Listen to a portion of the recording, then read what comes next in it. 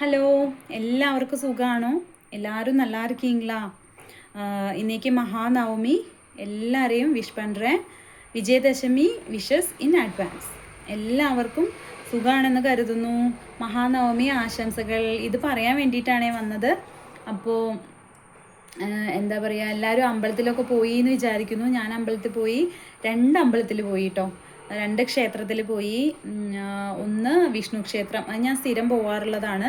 വിഷ്ണു ക്ഷേത്രത്തിലാണ്, അത് വിഷ്ണു ക്ഷേത്രമാണെന്ന് വെച്ചാലും അവിടെ പോയി കഴിഞ്ഞാൽ ഭഗവാനെ കൃഷ്ണ എന്നേ വായിൽ വരാറുള്ളൂ കേട്ടോ. അത് ഭഗവാനോടുള്ളൊരു പ്രത്യേക ഇഷ്ടം കൊണ്ടാണ്.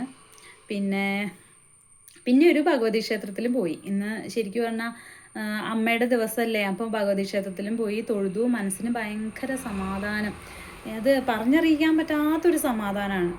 അപ്പോൾ എല്ലാവരും അമ്പലത്തിലൊക്കെ പോയി എന്ന് വിചാരിക്കുന്നു. എല്ലാവരും വർക്കൊക്കെ കഴിഞ്ഞോ? അമ്പലത്തിലൊക്കെ പോയി വന്ന തിരക്കായിരിക്കും. ഇന്നെല്ലാം മിക്കവർക്കും ലീവായിരിക്കുമല്ലോ, ലീവായിട്ടിരിക്കുകയായിരിക്കുമല്ലോ. അപ്പോൾ എല്ലാവരും നല്ല തിരക്കാണ് അമ്പലത്തിൽ. അപ്പോൾ അത് കാണുമ്പോൾ ഒരു പ്രത്യേക സന്തോഷമാണ്. കാരണം എല്ലാവരും ഭഗവാനോട് അടുത്ത് തുടങ്ങി, അല്ലെങ്കിൽ എല്ലാവർക്കും ഈശ്വരവിശ്വാസം കൂടി എന്നതിൻ്റെ തെളിവല്ലേ അത്. കാരണം എന്താ വെച്ചാൽ നമുക്ക് ആ ഒരു ശക്തി മാത്രമേ ഉള്ളൂ നമ്മളെ സപ്പോർട്ട് ചെയ്യാൻ. മനുഷ്യൻ ഒരു പരിധിയുണ്ട്, നമ്മുടെ കഴിവിനും നമ്മളെ സപ്പോർട്ട് ചെയ്യാനുള്ള ആ ഒരു സാഹചര്യങ്ങൾക്കൊക്കെ ഒരു പരിധിയുണ്ട്. പക്ഷേ ഈശ്വരവിശ്വാസം ഉണ്ട് എന്നുണ്ടെങ്കിൽ തീർച്ചയായിട്ടും നമുക്ക് അതൊരു ബലം തന്നെയാണ് കേട്ടോ. അതൊരു സുഖമാണ്.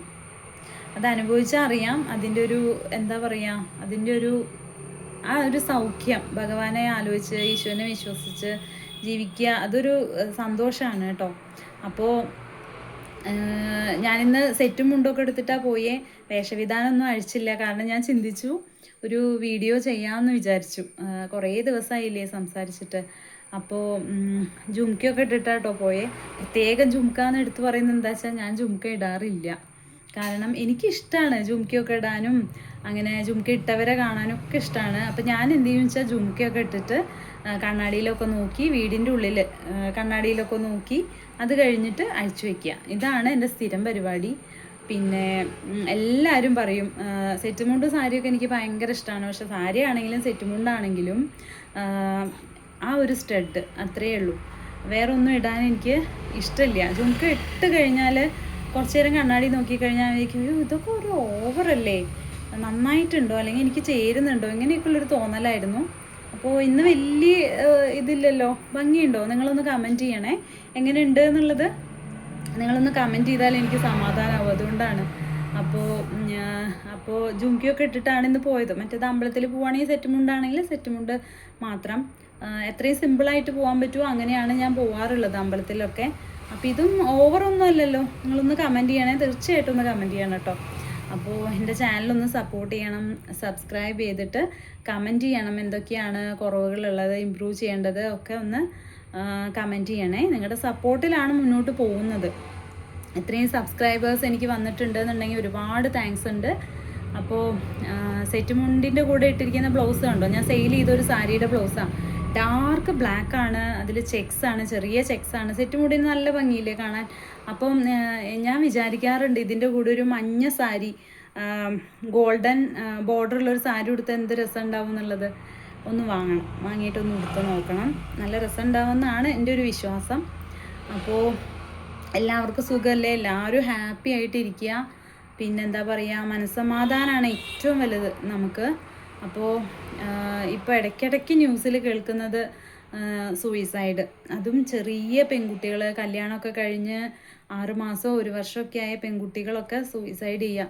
നിങ്ങൾക്ക് അത് ചെയ്യേണ്ട ആവശ്യമുണ്ട് എന്ന് എനിക്ക് തോന്നുന്നില്ല. കാരണം ഇപ്പോഴത്തെ ഒരു സിറ്റുവേഷൻ പണ്ടത്തതിനെ വെച്ച് എത്രയോ ഇമ്പ്രൂവ്മെൻറ്റ് വന്നിട്ടുണ്ട്. പണ്ട് നമുക്ക് പാരൻസിൻ്റെ അടുത്തൊരു കാര്യം പറയാൻ പേടിയാണ്, ഡിസ്കസ് ചെയ്യാൻ പേടിയാണ്, നാണക്കേടാണ്. കാരണം കുറച്ച് പ്രൈവറ്റ് ആയിട്ടുള്ള കാര്യങ്ങളൊക്കെ പറയാൻ ഒരു കുറവോ നാണക്കേടൊക്കെയാണ് അല്ലേ. ഇപ്പോഴുള്ള കുട്ടികളൊന്നും അങ്ങനെയല്ലല്ലോ.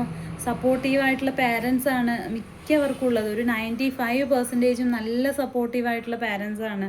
കുട്ടികൾക്ക് അത്രയും സപ്പോർട്ട് കൊടുക്കുന്ന പാരൻസാണുള്ളത്. അപ്പോൾ എന്ത് കാര്യം ഉണ്ടെങ്കിലും നിങ്ങൾ ഷെയർ ചെയ്യുക. മൈൻഡ് ഇങ്ങനെ കൂട്ടി വെച്ചിട്ട് നിരാശപ്പെടരുത്. എല്ലാം ഷെയർ ചെയ്തിട്ട് മുന്നോട്ട് പോവുക. പിന്നെ ഫ്രണ്ട്സ്, അത് പ്രത്യേകം പറയണം. നമുക്ക് നല്ലതും ചീത്ത കാര്യങ്ങളും വിഷമം ഉണ്ടാക്കുന്ന കാര്യങ്ങളൊക്കെ ഷെയർ ചെയ്യാൻ പറ്റുന്നവരെയാണ് നമ്മൾ ഫ്രണ്ട്സ് എന്ന് പറയുക അല്ലേ. അല്ലാതെ നമ്മുടെ സന്തോഷത്തിൽ മാത്രം ഒത്തുചേരുന്നവരാണോ ഫ്രണ്ട്സ്? എൻ്റെ ഒരു അഭിപ്രായം അങ്ങനെയല്ല കേട്ടോ. അപ്പോൾ ഫ്രണ്ട്സ്, നല്ല ഫ്രണ്ട്സ് ഉണ്ടെന്നുണ്ടെങ്കിൽ അവരുടെ അടുത്ത് ഷെയർ ചെയ്യുക.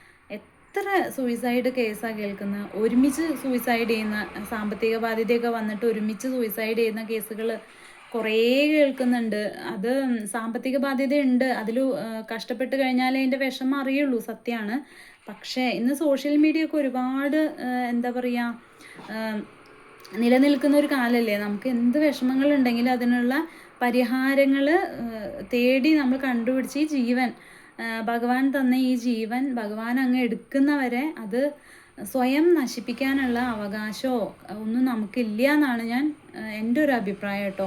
കാരണം ഈ ജീവൻ അവസാനം വരെ നിലനിർത്തുക എന്നത് നമ്മുടെ ഒരു കടമയും ഉത്തരവാദിത്വം ഒക്കെ ആണെന്ന് വിശ്വസിക്കുന്ന ആളാണ് ഞാൻ. ഇപ്പം ഈ സംസാരിക്കുന്ന ഞാൻ പോലും ഒരുപാട് പ്രശ്നങ്ങൾ, നിങ്ങൾക്ക് പറഞ്ഞാൽ ദഹിക്കാത്ത അത്രയും പ്രശ്നങ്ങൾ മുന്നോട്ട് പോയിക്കൊണ്ടിരിക്കുന്ന, ഇപ്പം ഇല്ല, അതല്ല ഞാൻ പറയുന്നത്.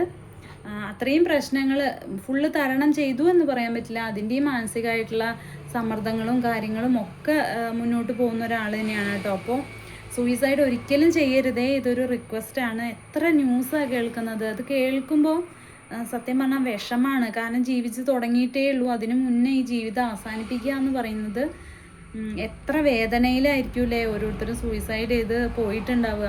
അതും ഞാൻ അങ്ങനെ ചിന്തിക്കാറുണ്ട്. അപ്പോൾ ഷെയർ ചെയ്യുക കാര്യങ്ങൾ മാക്സിമം. ഈ ജീവിതം പിടിച്ചു നിർത്താൻ, ജീവൻ പിടിച്ചു നിർത്താൻ, ജീവൻ നമുക്ക് എടുക്കാനുള്ള അവകാശമില്ല. ഭഗവാൻ തന്ന ഈ ജീവൻ ഭഗവാനായിട്ട് തന്നെ കൊണ്ടുപോകുന്നത് വരെ എങ്ങനെയെങ്കിലും പിടിച്ചു നിർത്തുക ഈ കൂടിൻ്റെ ഉള്ളിൽ. എന്നാൽ നമ്മളൊക്കെ പോവുകയെന്ന് പറയാൻ പറ്റില്ല, ഒന്നും പ്രെഡിക്റ്റ് ചെയ്യാൻ പറ്റില്ല, എങ്കിലും പിടിച്ചു നിർത്തുക. കാരണം വിശേഷപ്പെട്ടൊരു ജന്മമാണല്ലേ മനുഷ്യൻ്റെ. ഒന്ന് ആലോചിച്ച് നോക്കൂ, നമുക്ക് എന്തൊക്കെ വികാരങ്ങൾ സെൻസ് ചെയ്യാൻ പറ്റും. നിരാശ, ദേഷ്യം, സങ്കടം, സ്നേഹം, പ്രതീക്ഷ, എന്തൊക്കെ കാര്യങ്ങൾ. അപ്പോൾ വിശേഷപ്പെട്ടൊരു ജന്മല്ലേ നമ്മുടെ. അപ്പോൾ മറ്റ് ജീവികളുണ്ട്, നായ്ക്കൾ, പൂച്ചകൾ, പശുക്കൾ, കുറേ ജീവികൾ, പക്ഷികളുണ്ട്. പക്ഷെ അവരെക്കാളൊക്കെ കൂടുതൽ 6 സെൻസ് എന്ന് പറയാം. അപ്പോൾ ഈ ഭഗവാൻ തന്ന ഈ ജീവിതം ഭയങ്കര വിശേഷപ്പെട്ടതാണ്. ഇനി നമുക്കൊരു മനുഷ്യജന്മം കിട്ടുമെന്ന് പോലും നമുക്കറിയില്ല. അപ്പോൾ സംസാരിക്കാൻ, പാടാൻ, എന്താ പറയുക, കഥ പറയാൻ, പ്രസംഗിക്കാൻ, വരയ്ക്കാൻ, എന്തൊക്കെ കഴിവുകളാണ് നമുക്ക്. വിശേഷപ്പെട്ട ജന്മമാണ്. അപ്പോൾ നിങ്ങൾ തീർച്ചയായിട്ടും സൂയിസൈഡ് ചെയ്ത് നമ്മുടെ ജീവൻ നശിപ്പിക്കരുതേ, അതൊരു റിക്വസ്റ്റാണ്. അപ്പോൾ ഞാനിപ്പോൾ പറഞ്ഞ് ഇതിലേക്ക് എത്തി.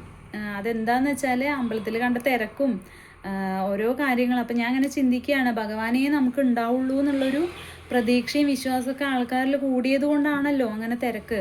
അപ്പോൾ അതിനോട് റിലേറ്റഡ് ആയിട്ട് വന്നതാണ് ഈ സബ്ജക്റ്റ്.